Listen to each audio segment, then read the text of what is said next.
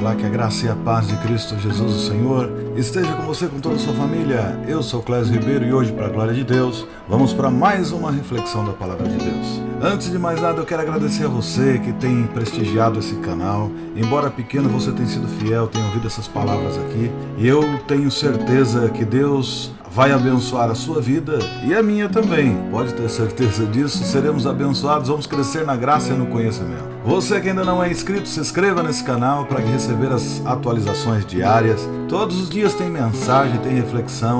Todos os dias após orar pela manhã, eu clamo a Deus, peço a Ele que me encha com o seu Espírito Santo, que dê uma palavra para que a gente possa compartilhar e para que a gente venha crescer na graça e no conhecimento, que esse é o mais importante. Que o Espírito Santo do Senhor possa reinar em nossas vidas. Hoje eu quero mais uma vez refletir na palavra de Deus e hoje eu quero usar um texto que já até preguei aqui em outra ocasião, que é Lucas 15.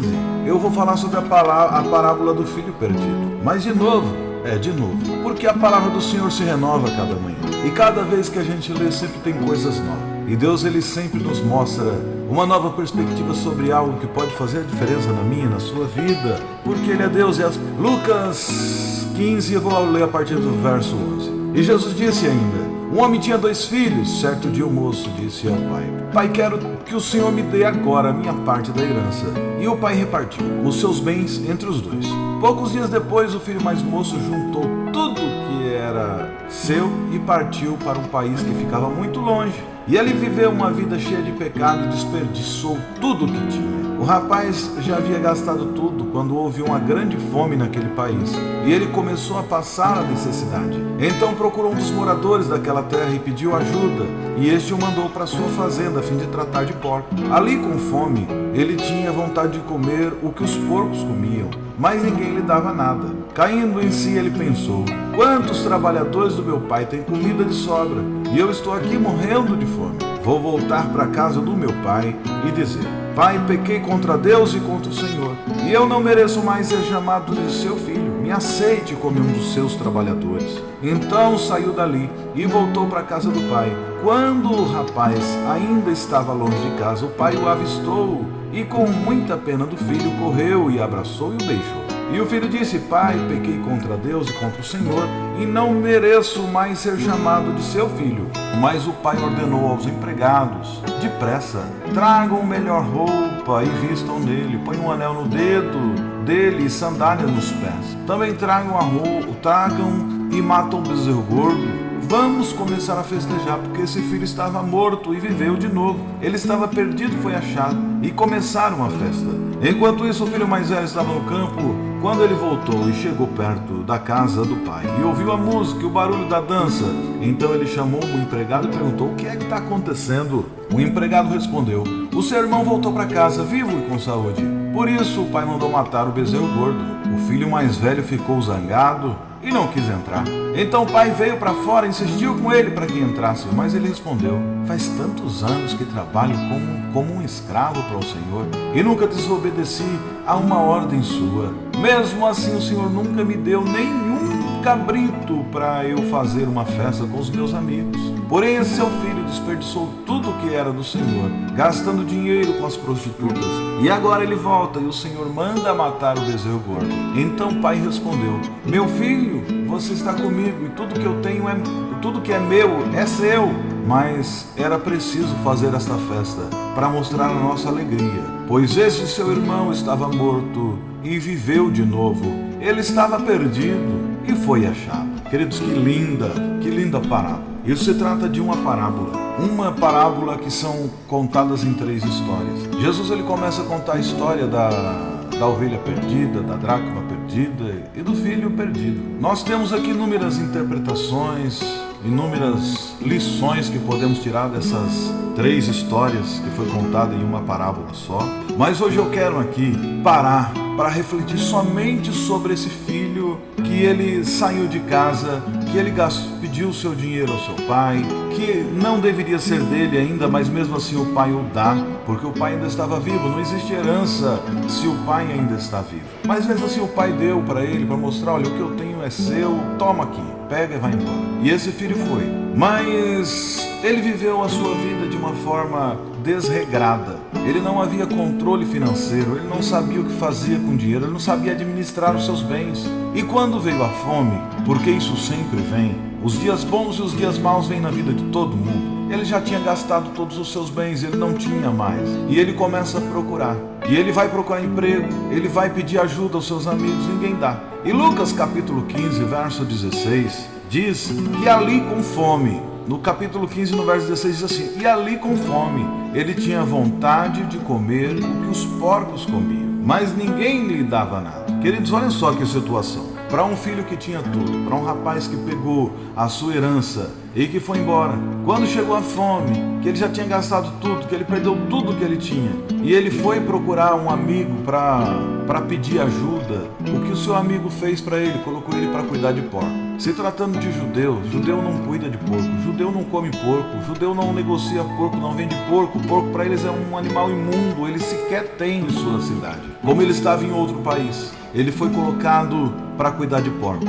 Queridos, para um judeu, cuidar de porcos é um sinal que ele desceu ao nível mais baixo de que o ser humano poderia chegar. E ele chega naquele lugar e ele estava com muita fome, e ele pede comida e nem a comida dos porcos dão para ele. E o que esses porcos comiam?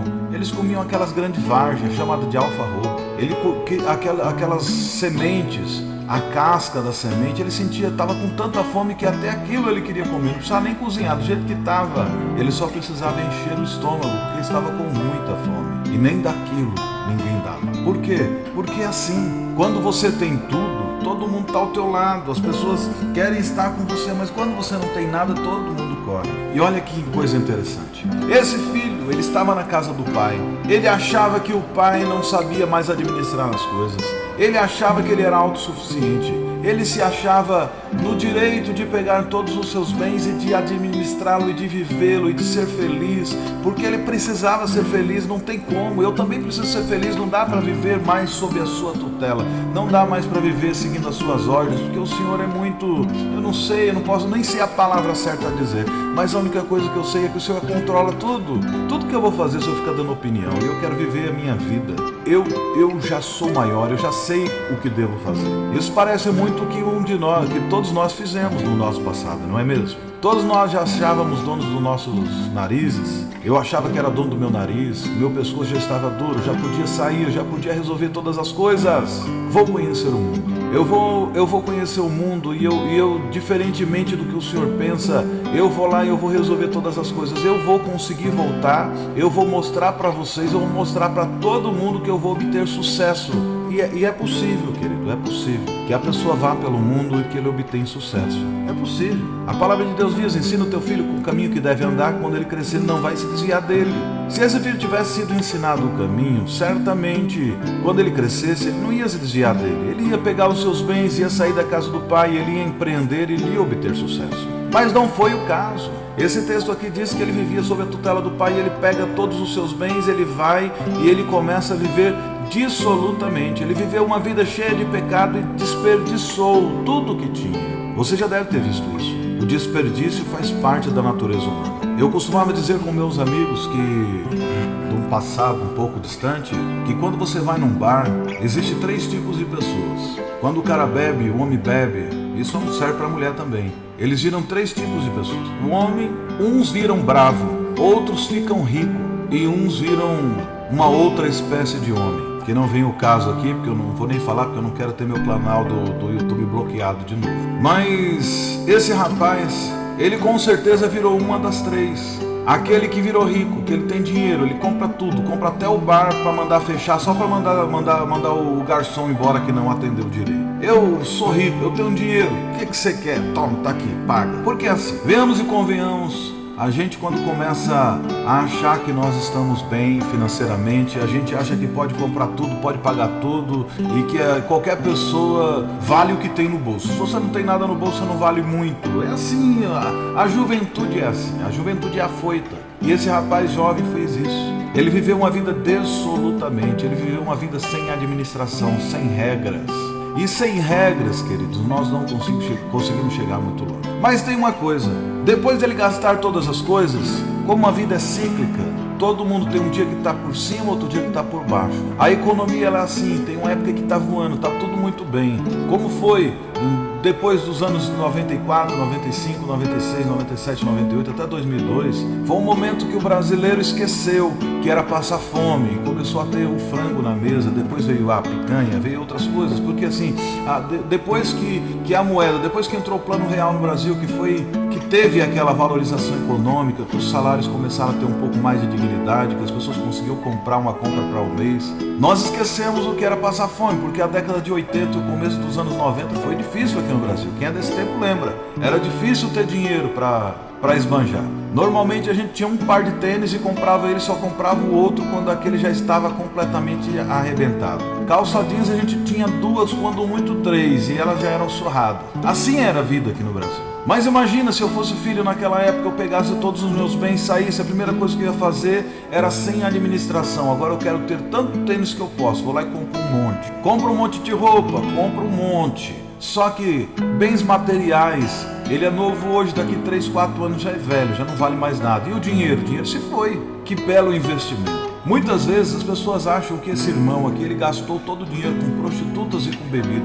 Isso não é verdade, o texto não diz isso. Fala que ele viveu uma vida de pecado, mas uma vida de pecado é de uma forma muito genérica. Mas o que a Bíblia diz é que ele gastou todos os seus bens. Queridos, para a gente gastar todos os nossos bens é fácil. Se você pegar todo o seu salário e sair pela rua e tudo que você vê, tudo que você sentir vontade, você, não, gostei disso, beleza, vai lá e compra. Gostei disso, vai lá e compra. Gostei disso, vai lá e compra. Não tô 2 dias, você já acabou com o seu salário, que duraria 30 dias. Não é assim?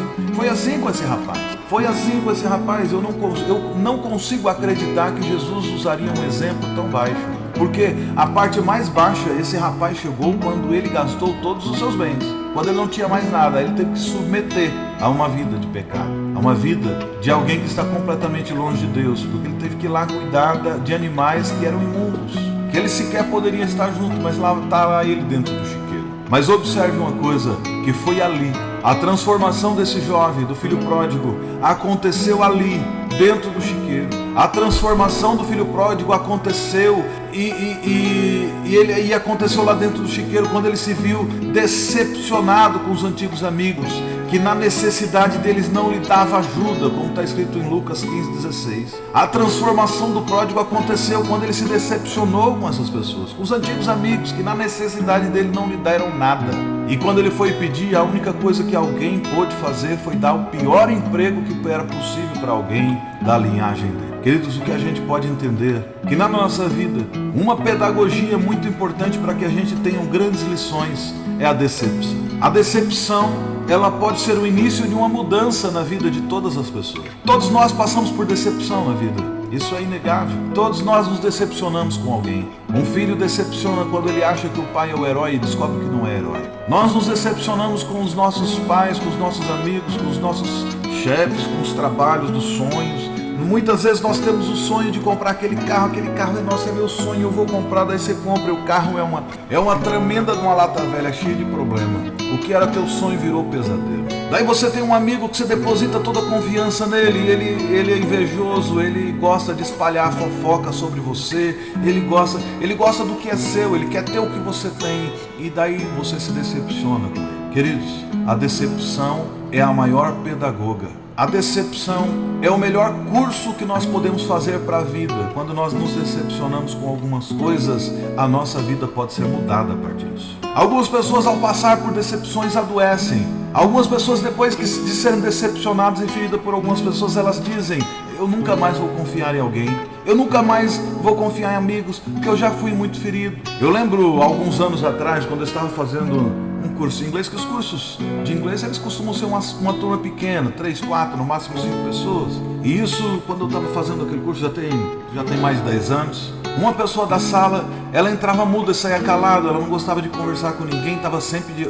Sabe aquele espírito de porco, só olha pro chão, nunca levanta a cabeça? Tá sempre ali, andando pelos cantos, se esgueirando, parecia que estava com medo das pessoas. E eu sempre fui afoito. Cheguei nessa pessoa e perguntei: por que você está sempre assim? você está com medo de alguma coisa? Daí a pessoa olhou para mim e respondeu: é que eu já fui muito ferida na vida, eu já tive muitas decepções. Daí ela esperava que eu fosse falar: coitadinha de você. Eu olhei bem no meio dos olhos dela e falei: nossa, que pena, coitada de você. Você se decepcionou e por causa disso você se tornou uma decepção para você mesmo. Que vida triste essa que você está vivendo, fugindo de todo mundo com medo de se machucar novamente. Você já andou de bicicleta alguma vez? O que você fez quando caiu? Jogou a bicicleta fora, deixou ela encostada em casa? Não ando nunca mais. Daí ela olhou para mim e falou: por quê? Como é que você sabe? Eu falei: que tal você mostrar para a bicicleta que quem manda é você? Vai lá e aprenda até não cair nunca mais.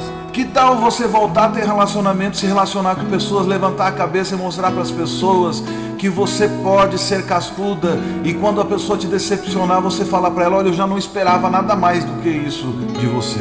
E a sua vida seguir em frente. Observe-se que aquela pessoa levantou a cabeça, olhou para mim no fundo dos meus olhos e deu uma resposta positiva. É mesmo, né? É isso que eu vou fazer.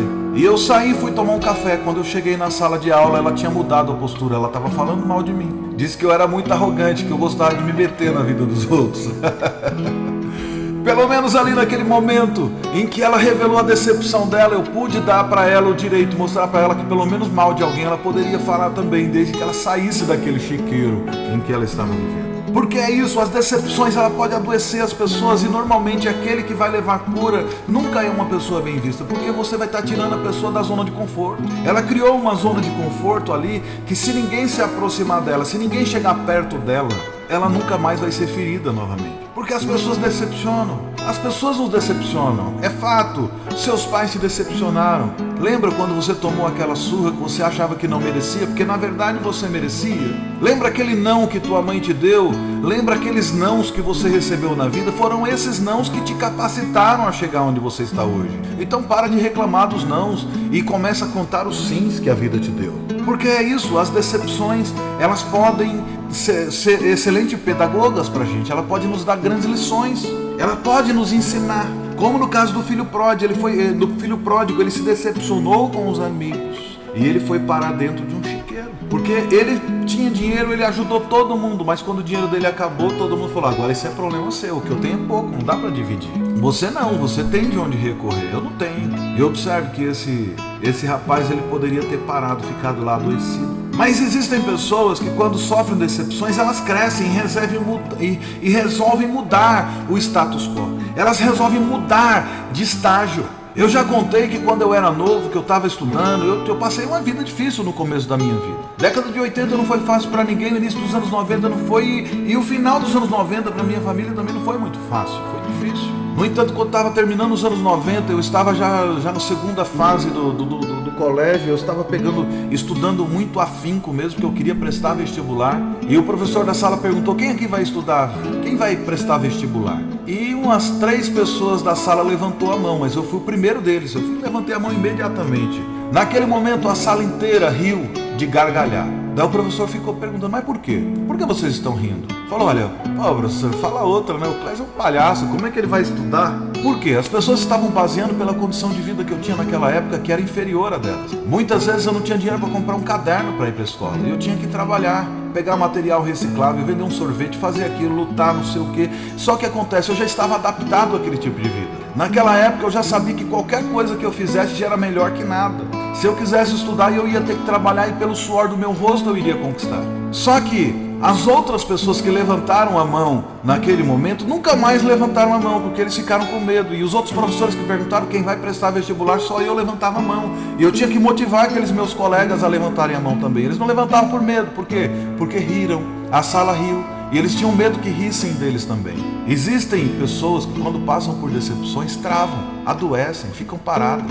Eu me decepcionei na época que todo mundo riu de mim, achou que não era possível? Sim, mas aquilo para mim serviu como combustível. E enquanto eu trabalhava todos os dias incansavelmente juntando dinheiro, eu juntava sabendo: eu vou entrar na faculdade e eu vou calar a boca de todos eles, eu vou mostrar que é possível. Mas o que eu quero dizer com isso? E o que isso tem a ver com o filho? Mas a única coisa que tem é decepção. Eu me decepcionei com os meus amigos naquela época. Eu me decepcionei com os colegas de escola naquela época. Eu me decepcionei com muita gente, mas eu não podia me deixar me abater, eu não podia parar. Aquelas decepções tinham que servir para alguma coisa, e aquelas decepções serviram como combustível para conseguir ir além e conseguir produzir alguma coisa e mudar, porque não dava para viver aquela vida de miséria para sempre. E foi o que aconteceu com a vida desse rapaz. Não dá para viver essa vida de miséria para sempre, não dá para ficar aqui nesse chiqueiro para sempre, não dá para viver aqui desejando comer alfarrobas, bolotas de porcos, não dá para desejar comer a lavagem que o porco come, muito menos sentir desejo de comer o porco. Olha, mas eu posso mudar isso. Eu posso procurar o meu pai, eu posso ir lá pedir perdão para ele, eu posso ir lá até onde ele está, eu posso, exatamente. Queridos, no momento em que aquele irmão, que aquele rapaz estava no chiqueiro, ele passou por uma transformação. Foi ali que deu o início da mudança dele, porque a mudança dele não se deu enquanto ele estava na casa do pai. A mudança não aconteceu enquanto ele estava cheio da grana e andando e comprando, esbanjando seus bens e cheios de amigos. Não veio aí. A mudança veio num momento em que ele procura os seus amigos e ninguém consegue lhe estender a mão. No momento em que esse rapaz, ele identifica que os seus amigos não era tudo aquilo que ele pensava, ele começa a ver que era momento de mudar alguma coisa na sua vida. E esse filho, ele foi transformado no chiqueiro. Não foi na casa do pai, quando ele chegou, ele foi transformado no chiqueiro, porque foi lá no chiqueiro onde ele começa a pensar. É no chiqueiro onde ele começa a articular os seus pensamentos e ele chega a grandes conclusões. Ele chega à conclusão que poderia mudar a sua vida e que mudaria o seu status quo para sempre. Foi no chiqueiro onde ele caiu na realidade. No verso 17 diz assim: caindo em si ele pensou, quantos trabalhadores do meu pai têm comida de sobra e eu estou aqui morrendo de fome. Eu vou voltar para a casa do meu pai e dizer, pai, eu pequei contra Deus e contra o Senhor. Eu não mereço sequer ser chamado de seu filho, mas me aceite como um dos seus trabalhadores. Eu quero trabalhar pelo menos para ganhar a jornada diária, porque ele sabia que seu pai não criava porcos. Qualquer trabalhador lá teria um trabalho digno. E ele começa a pensar, ele começa a raciocinar, ele cai em si e ele descobre que mesmo ser um empregado do pai dele era muito melhor do que ele viver a vida de miséria que ele estava vivendo, porque ele não podia mais confiar nos seus amigos para ele já não era mais nada. Os seus amigos não serviam, os seus amigos agora eram inúteis, os seus amigos agora só serviam para pisar nele, para rir dele, para olhar para ele e ver, olha que cadáver, olha que The Walking Dead, olha lá, parece um zumbi, olha como tá magro, olha como fede, cadê aquele cara cheio da grana, cadê? Não era bem sucedido? Aí ó como tá agora. Mas aquele rapaz tinha um pai em outro lugar, que ele desejava apenas ser tratado como servo, como empregado. E ele volta, e ele coloca no seu coração, pai, eu pequei contra Deus e contra o Senhor, e eu não mereço mais ser chamado de filho, mas me aceite apenas como um dos seus trabalhadores. Então ele saiu dali e ele voltou para a casa do pai. E quando o rapaz ainda estava longe da casa do pai, ele não tinha chegado perto e o pai ainda o consegue o avistar e que as pessoas o avisam que era o filho dele que estava chegando. E ele, com muita pena do filho, ele correu, o abraçou e beijou, mesmo ele estando sujo, mesmo ele ainda estando fedido, mesmo ele ainda estando com toda aquela forma que o mundo tinha o moldado, mesmo ele estando destruído como ele estava, mesmo ele estando acabado, magro, fraco, fedido, sujo, com cabelo grande, com sua barba grande, o pai se lança até ele e o abraça e o beija. E naquele momento ele fala, pai, eu pequei contra Deus e contra o Senhor, e eu não mereço mais ser chamado de seu filho. E é nesse momento que o pai o interrompe e não deixa sequer ele falar da sua segunda estratégia. Ele tinha o desejo de pedir para o seu pai para ser considerado apenas como um empregado, mas naquele momento o pai já o interrompe e fala, depressa, tragam a melhor roupa, vistam ele, dê banho nele, colocam um anel no dedo, a sandália nos pés, tragam, mate o bezerro gordo, vamos festejar, porque esse meu filho estava morto e ele viveu de novo, ele estava perdido e foi achado e fizeram uma grande festa. Mas o milagre aqui, queridos, é que para esse filho não foi na casa do pai que teve a mudança, ele teve a mudança quando ele ainda estava lá jogado, foi quando ele ainda estava caído. A Bíblia nos diz que é o Espírito Santo que convence o homem do pecado, da justiça e do juízo. Foi o Espírito Santo que tocou no coração daquele rapaz, que fez com que ele lembrasse que ele tinha um pai, e que às vezes seria melhor ser tratado como um empregado daquele pai do que ser tratado como uma escória da sociedade, como era o que estava acontecendo com ele. E naquele momento ele resolveu mudar de vida, ele resolveu mudar aquele padrão que ele estava vivendo, que aquilo era transitório. Ele falou: não vou viver nessa vida para sempre, eu posso mudar, eu vou me levantar daqui, eu vou sair, eu vou ir além, eu vou embora, porque eu vou encontrar com meu pai. Irmãos, um ponto para a gente pensar: na nossa vida nós encontramos pessoas que nos dão pena. Existem pessoas na vida que a gente encontra que eles têm um pensamento tão medíocre, tão pequeno, que se você for pedir ajuda para eles, eles vão te dar um pão só que seco. Ele pode estar comendo picanha na casa dele, mas ele vai te dar um pé de frango. Existem pessoas que eles não sabem dar o melhor, eles vão dar sempre o pior. Foi o caso desse amigo dele, que ele foi pedir ajuda e deu um emprego: vai lá para minha fazenda lá cuidar de porco. Mas existem outras pessoas, como esse pai, que ao ver o filho chegando, corre ao encontro, o abraça, o beija. Não espera nem sequer ele terminar a frase de: pai, pequei contra os céus e contra ti, não sou mais digno de ser chamado teu filho. Ele já interrompe e fala: para, depressa, vai lá, traga a roupa, dê banho, coloca uma sandália no pé, coloque o anel no dedo, porque esse é meu filho, que ele estava morto e ele foi encontrado. Enquanto uns olham com desprezo, existem outros que olham e vê necessidade de mudança e vê: olha, você aprendeu a verdadeira lição, agora você está pronto para voltar para a casa do Pai e para ser restaurado e para ser reerguido novamente à condição de filho. Esse filho, ele foi transformado no chiqueiro, não foi transformado na casa do Pai.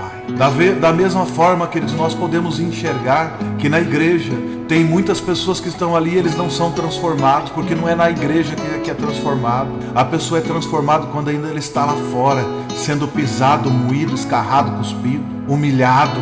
Porque quando chega na casa do Pai, a pessoa só é recebida com uma grande festa. A transformação se deu no caminho até chegar à casa do Pai.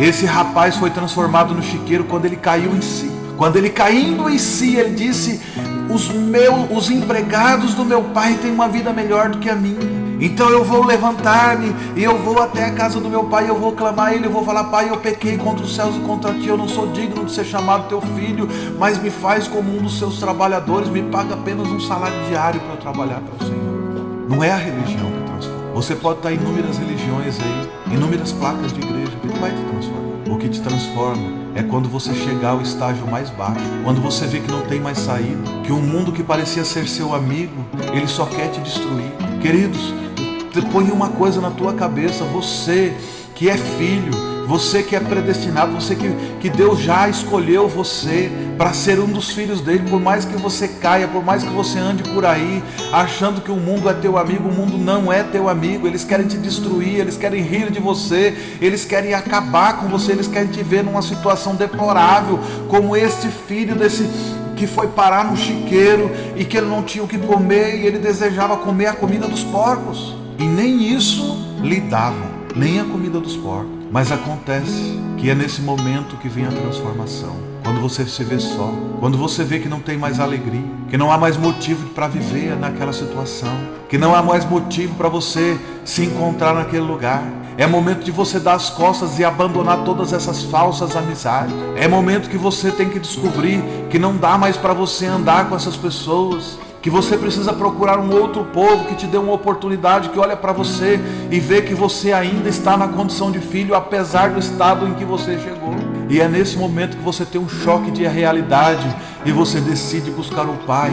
E nesse caso aqui o Pai é Deus, e esse Pai é que Ele está com os braços estendidos. E nesse caso do Pai é que Ele tem um filho chamado Jesus, que veio aqui e morreu por mim e por você, e que não importa o estágio que você se encontra, se você voltar, Ele vai estar de braços abertos como no dia da cruz ainda, te recebendo, e Ele dizendo: filho, volte aqui. No mundo você teve aflições, mas tem de bom ânimo, porque eu já venci esse mundo.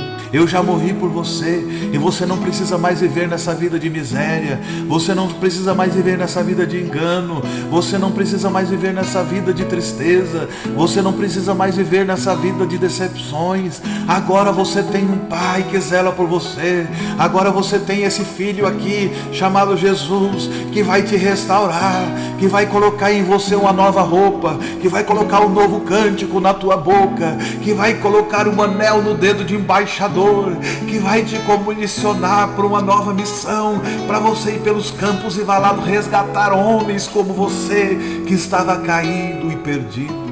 O filho que voltou para o pai não foi o mesmo que saiu da casa, porque esse filho, quando saiu da casa do pai, ele era arrogante, prepotente.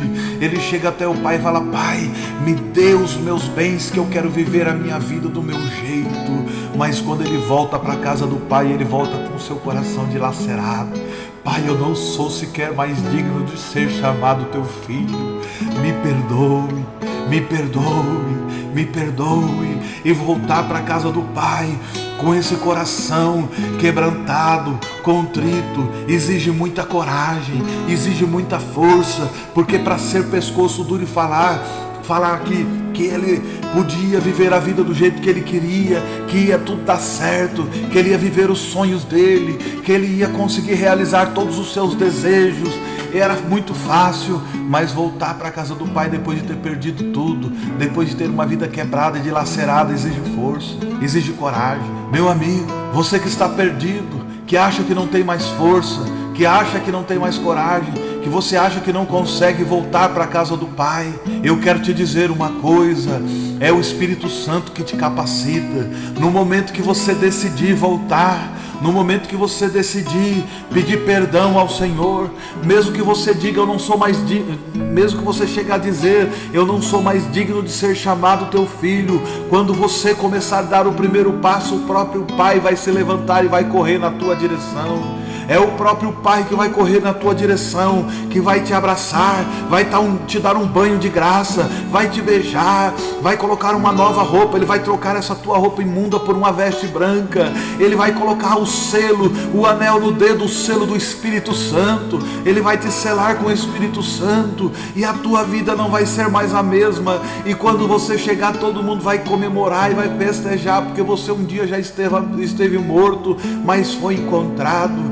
E Deus vai te receber de braços abertos, e você vai ser adicionado na comunidade da fé, e você vai abrir todos os dias a sua boca e vai glorificar a Deus, porque hoje você sabe que de verdade você tem um Pai que te ama. Hoje você sabe que você tem uma igreja, que você foi novamente reinserido no corpo de Cristo, e que hoje você tem uma função nobre, e que ninguém mais vai te humilhar, e que ninguém mais vai te pisar. E aqueles que viram a tua vida no passado vão ter que dizer que hoje verdadeiramente há diferença entre quem serve a Deus e quem não serve, porque agora você vai ser o sal da terra, agora você vai ser a luz do mundo, e as pessoas vão olhar para você, não vai ver mais aquele cadáver ambulante, que não vai ver mais aquela pessoa suja, vai olhar para você e vai ver o rosto de Cristo, vai ver o brilho de Jesus em você, vai ver o bom perfume do Espírito Santo, e o nome do Senhor será glorificado na tua vida, de glória em glória.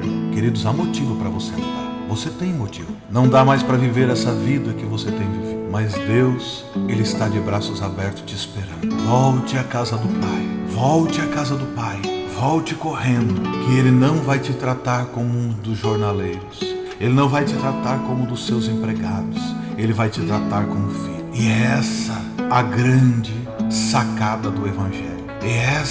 E essa é a palavra-chave do Evangelho. O amor de Deus nos constrange de tal forma que mesmo que a gente esteja caído, Ele nos chama de volta.